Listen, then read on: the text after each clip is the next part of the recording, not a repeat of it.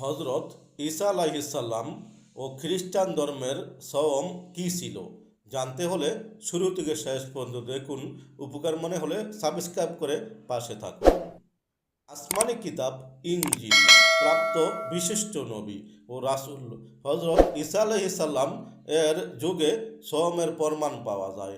হজরত ঈসা আলাইহিসসালাম এর অনুসারী সম্প্রদায় সওম রাখতেন। বর্তমানে তাদের দু ধরনের সওম আছে। প্রথম হলো তাদের ফাদারের উপদেশে নির্দিষ্ট কয়েকদিন খাদ্য পানি থেকে বিরত থাকা, আর ইফতার হবে নিরামিষ দিয়ে। মাছ মাংস ও দুগ্ধজাত জিনিস পাওয়া যাবে না, যেমন বড়দিনের সওম, তাওবার সওম, যা 55 দিন পর্যন্ত দীর্ঘায়িত হয়।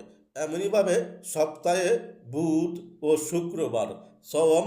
দ্বিতীয় ধরনের সওম হলো খাদ্য থেকে বিরত থাকা, তবে মাছ ভক্ষণ করা যাবে। এ সওমের মধ্যে ছোট সওম বা জন্মদিনের সওম, যা 43 দিন দীর্ঘায়িত হয়। দূতগণের সওম, মারিয়াম আলাইহিসসালাম এর সওম ইত্যাদি। তবে তাদের ধর্মে কোনো সওমের ফরজ নয়, বরং কেউ ইচ্ছা করলে রাখতে পারে।